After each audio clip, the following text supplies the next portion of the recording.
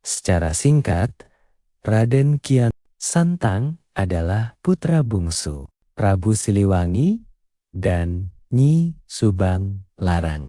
Dibesarkan dalam didikan Islam. Sejak kecil istimewa, cerdas, dan dekat rakyat miskin.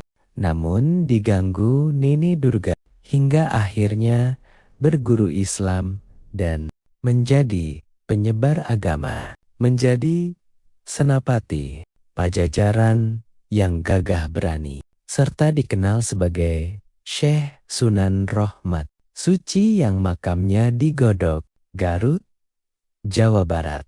Mari kita ikuti perjalanan sejarahnya. Raden Kian Santang. Masa kecil dan keistimewaan. Di tengah kemegahan Pajajaran, pada abad ke-15, lahirlah seorang pangeran yang takdirnya terukir dalam sejarah. Ia adalah putra bungsu dari raja legendaris Prabu Siliwangi dan ibunya Nyi Subang Larang, seorang wanita bangsawan yang juga putri dari ulama besar Syekh Kuro. Saat kecil, namanya adalah Raden Sangara.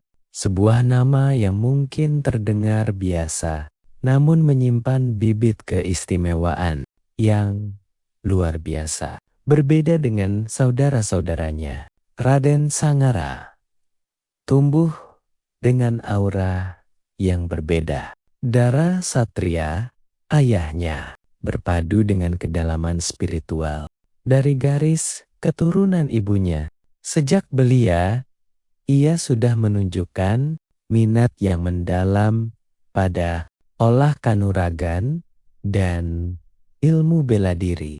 Setiap gerakan pedang, setiap kuda-kuda yang ia pasang bukan hanya sekadar latihan fisik, melainkan sebuah pencarian jati diri. Pajajaran adalah tanah para jawara, dan ia bertekad menjadi yang terhebat di antara mereka. Namun, kehausannya tidak berhenti di situ. Di balik tatapan matanya yang tajam, tersimpan kegelisahan spiritual yang mendalam. Ia sering merenung, bertanya-tanya tentang kekuatan sejati, tentang hakikat kehidupan, dan tentang Tuhan yang menciptakan segalanya.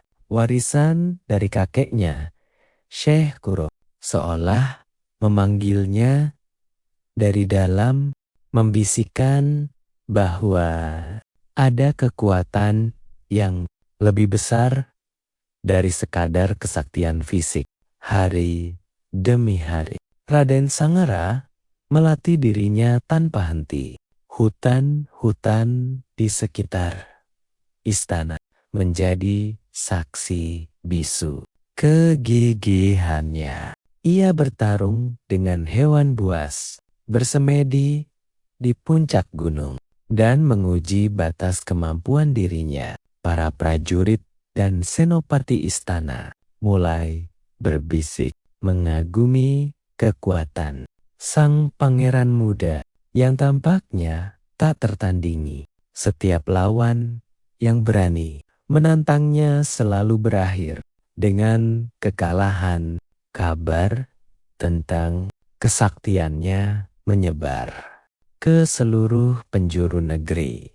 Ia dijuluki sebagai pemuda paling sakti di tanah Pasundan. Tak ada satupun senjata yang mampu melukai kulitnya. Tak ada satupun ajian yang bisa menembus pertahanannya. Ia menjadi simbol kekuatan Pajajaran, kebanggaan ayahnya, Prabu Siliwangi. Namun, di puncak kekuatannya, sebuah perasaan hampa mulai merayap di hatinya. Adakah orang di dunia ini yang mampu mengalahkanku? Adakah ilmu yang lebih tinggi dari yang kumiliki? Pertanyaan itu terus bergema di benaknya. Kesaktian yang ia banggakan justru menjadi sebuah sangkar emas yang memenjarakannya dalam kesombongan dan kehampaan. Ia merindukan seorang lawan tanding yang sepadan, bukan untuk dikalahkan, melainkan untuk belajar, untuk menemukan batas dirinya, dan mungkin untuk menemukan jawaban atas kegelisahan spiritualnya. Prabu Siliwangi dengan kebijaksanaannya sebagai seorang raja dan seorang ayah melihat kegelisahan di mata putra bungsunya. Ia tahu bahwa kekuatan tanpa kebijaksanaan adalah pedang bermata dua. Ia mengerti bahwa putranya sedang berada di persimpangan jalan, sebuah titik krusial yang akan menentukan takdirnya. Sang raja pun mulai memikirkan sebuah cara untuk membimbing putranya keluar dari labirin kehebatannya sendiri. Suatu hari, Tarimorila setelah bermeditasi panjang, Prabu Siliwangi memanggil Raden Sangara ke hadapannya. Dengan tatapan penuh kasih, ia berkata, "Anakku, kekuatanmu memang tiada tanding di tanah ini. Namun, ingatlah, di atas langit masih ada langit. Jika kau benar-benar ingin mencari lawan yang sepadan, pergilah ke arah barat. Carilah seseorang yang bernama Ali di tanah Mekah. Mungkin ia adalah jawaban yang selama ini kau cari." Perkataan ayahnya itu bagaikan petir di siang bolong. Mekah, sebuah nama yang asing di telinganya. Ali, siapakah dia? Hingga ayahnya sendiri menyebut namanya dengan penuh hormat, keangkuhan, dan rasa penasarannya bergejolak tanpa pikir panjang, didorong oleh hasrat untuk membuktikan bahwa dirinya lah yang terhebat. Raden Sangara membulatkan tekad. Ia berpamitan pada ayah dan ibunya. Sebuah perjalanan panjang dan berbahaya terbentang di hadapannya. Ia tidak tahu apa yang akan menantinya di negeri seberang. Yang ia tahu hanyalah satu. Ia harus menemukan orang bernama Ali itu dan mengalahkannya, untuk membuktikan bahwa tidak ada seorang pun di muka bumi ini yang bisa menandingi kesaktian Raden Sangara, pangeran dari Pajajaran. Dengan langkah mantap, ia meninggalkan kemegahan istana, meninggalkan semua gelar dan kenyamanan. Perjalanan ini bukan lagi sekadar perjalanan seorang pangeran yang mencari lawan, melainkan perjalanan sebuah jiwa yang mencari kebenaran.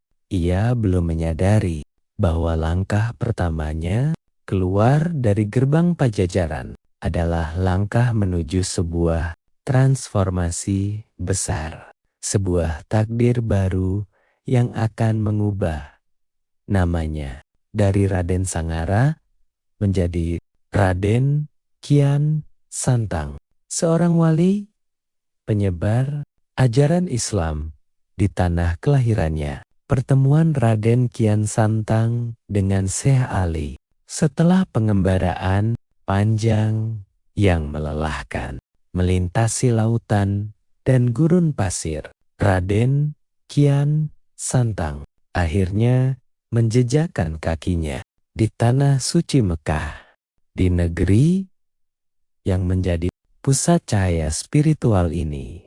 Udara terasa berbeda, bukan lagi hawa persaingan dan adu kesaktian yang biasa ia rasakan di tanah kelahirannya, melainkan hawa ketenangan dan ketundukan yang mendalam. Disinilah takdir membawanya bertemu dengan seorang ulama agung. Seorang guru yang cahayanya menerangi zaman, yang dalam banyak riwayat dipercaya sebagai Sayyidina Ali bin Abi Thalib.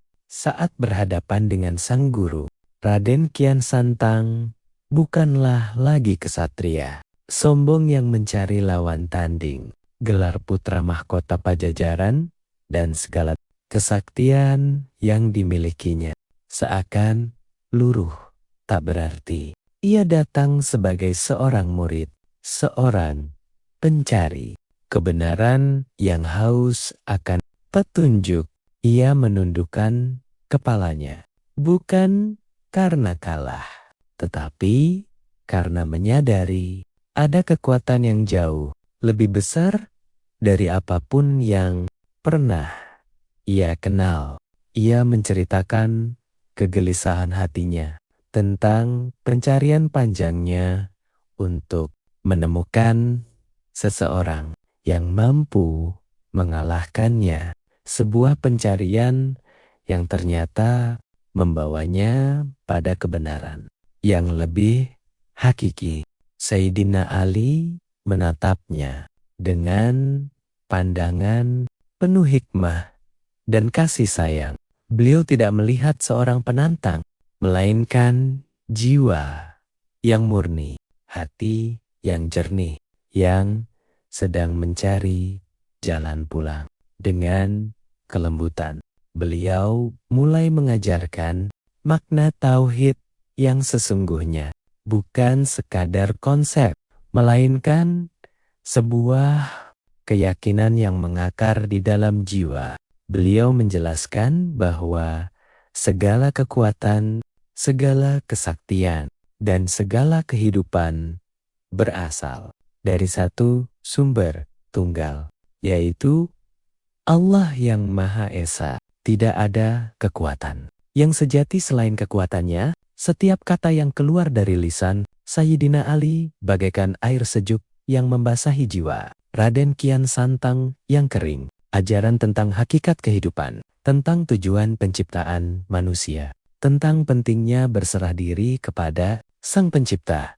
Semuanya meresap jauh ke dalam relung hatinya. Kesombongan yang selama ini menjadi selubung dirinya perlahan terkikis, digantikan oleh kesadaran yang mendalam akan keagungan Tuhan dan kehinaan dirinya. Sebagai seorang hamba, ia mulai memahami bahwa keperkasaan yang selama ini ia banggakan hanyalah setitik debu di hadapan alam semesta ciptaannya. Perlahan tapi pasti, sebuah transformasi besar terjadi dalam diri Raden Kian Santang. Ia menyadari bahwa kekuatan sejati bukanlah terletak pada otot yang kekar atau ilmu kanuragan yang tak terkalahkan. Kekuatan sejati ada pada iman yang kokoh, pada ketakwaan yang tulus, dan pada kemampuan untuk menundukkan hawa nafsu di hadapan perintah Allah.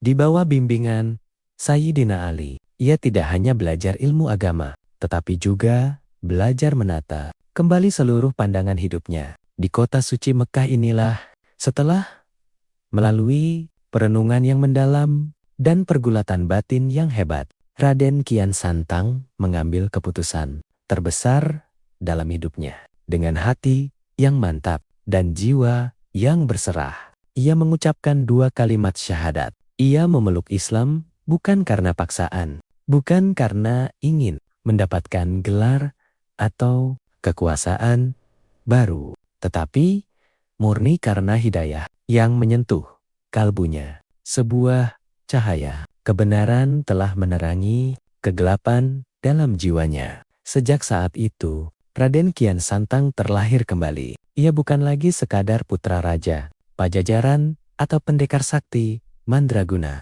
Ia telah menjadi seorang hamba Allah, seorang muslim yang taat. Sayyidina Ali kemudian memberinya nama baru, sebuah nama yang mencerminkan perubahan besar dalam dirinya. Perjalanannya ke Mekah bukanlah sekadar perjalanan fisik ribuan mil, melainkan sebuah perjalanan spiritual yang agung. Perjalanan dari kesombongan menuju kerendahan hati. Dari kesaktian duniawi menuju keimanan sejati. Dari kegelapan menuju cahaya ilahi. Kisah ini mengajarkan kita bahwa sehebat apapun pencapaian duniawi yang kita miliki, pada akhirnya kita semua adalah pencari kebenaran, pencari kedamaian, dan pencari jalan kembali kepada Sang Pencipta. Perjalanan Raden Kian Santang. Santang adalah cerminan dari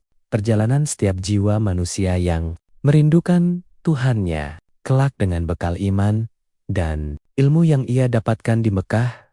Raden Kian Santang akan kembali ke tanah kelahirannya, bukan lagi sebagai penakluk, melainkan sebagai pembawa cahaya Islam, menjadi salah satu tokoh penting dalam sejarah penyebaran agama di tanah Sunda. Kisah ini berlanjut setelah perjalanan panjang. Raden Kian Santang menuntut ilmu dengan hati yang dipenuhi cahaya iman dan bekal pengetahuan yang mendalam dari tanah suci. Beliau akhirnya memutuskan untuk kembali ke tanah kelahirannya, ke istana yang megah, ke Pajajaran. Kerinduannya pada sang ayah, Prabu Siliwangi, dan seluruh keluarga, serta rakyatnya, begitu membuncah.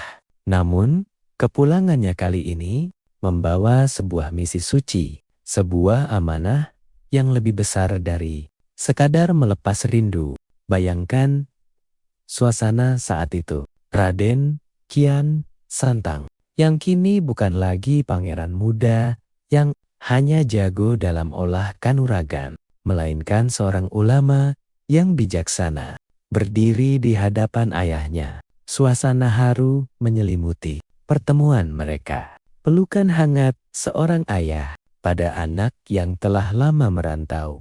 Namun, di balik kehangatan itu, Raden Kian Santang membawa sebuah pesan agung. Ia datang bukan untuk meminta takhta atau kekuasaan, melainkan untuk menawarkan sebuah jalan keselamatan.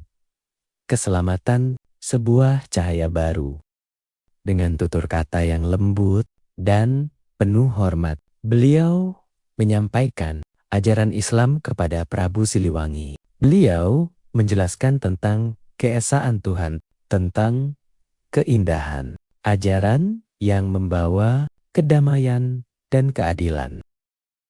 Ia berharap sang ayah, raja yang begitu ia cintai dan hormati, mau membuka hati dan menerima ajaran yang sama yang telah mengubah hidupnya. Ia mengajak Prabu Siliwangi untuk mengucapkan 2 kalimat syahadat, sebuah pintu gerbang menuju keimanan. Namun, takdir berkata lain. Prabu Siliwangi, seorang raja besar dengan keyakinan yang telah mengakar kuat, mendengarkan dengan saksama. Namun, hatinya belum tergerak. Beliau menghargai keyakinan baru putranya, tetapi beliau memilih untuk tetap teguh pada ajaran leluhur, pada keyakinan Sunda Wiwitan yang telah menjadi pilar kerajaan Pajajaran selama berabad-abad. Dengan berat hati, Prabu Siliwangi menolak ajakan putranya. Ini adalah momen yang sangat emosional, sebuah persimpangan antara cinta seorang anak dan bakti seorang raja pada tradisinya. Penolakan ini bukanlah akhir dari segalanya, melainkan sebuah awal dari babak baru dalam perjalanan dakwah. Raden Kian Santang, kegagalan mengajak orang yang paling ia cintai tidak mematahkan semangatnya.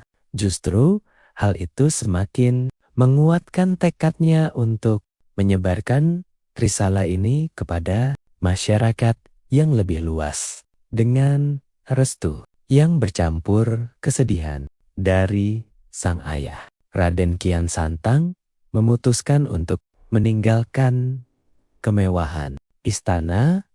Sekali lagi, beliau memulai pengembaraan baru. Bukan untuk mencari ilmu, tetapi untuk membagikan ilmu.